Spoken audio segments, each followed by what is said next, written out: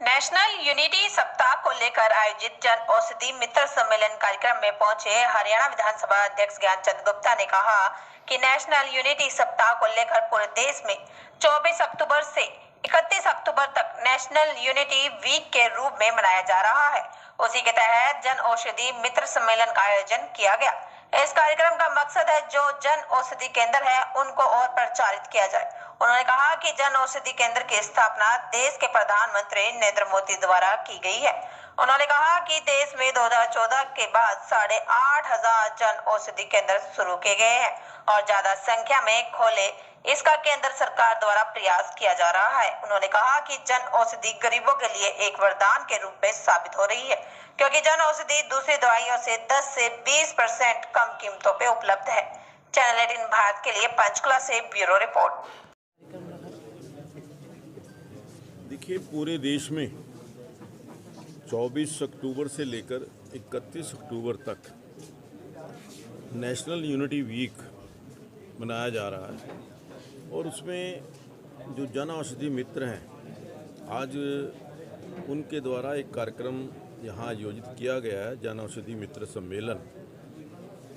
इस कार्यक्रम का मकसद ये है कि जो जन औषधियाँ केंद्र हैं उनको और प्रचारित किया जाए, प्रसारित किया जाए। जन औषधि केंद्र की स्थापना में हमारे देश के यशस्वी प्रधानमंत्री नरेंद्र मोदी जी ने जिस प्रकार से 2014 के पश्चात पूरे देश में 8,500 जन औषधि केंद्र जो हैं वो स्थापित हो चुके हैं और आगे भी इसका प्रचार प्रसार करने के लिए ये केंद्र और ज़्यादा संख्या में खुलें, ये सरकार का प्रयास है।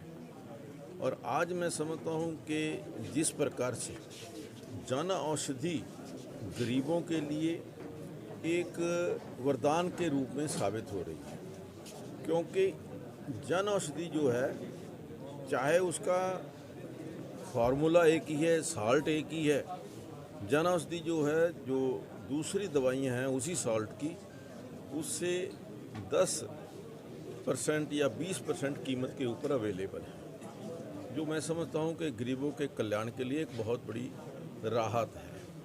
आज जिस प्रकार से कोविड काल के भी आप अंदर देखा कि बहुत बड़ी बड़ी कंपनियों ने जो दवाइयों के रेट थे बहुत बढ़ा दिए थे, लेकिन जन औषधि केंद्रों के ऊपर जिस प्रकार से ये दवाइयाँ फिक्स रेट के ऊपर, बहुत कम रेट के ऊपर गरीब लोगों को मिली, उससे उनको काफ़ी बड़ी राहत मिली है।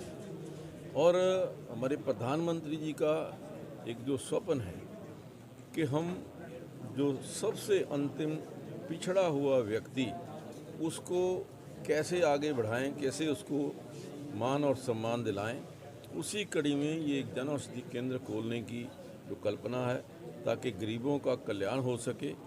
ये सारी योजना जो जन औषधि केंद्र खोलने की योजना है, उसको सफल बनाने के लिए, उसको और प्रचारित और प्रसारित करने के लिए आज का कार्यक्रम आयोजन किया।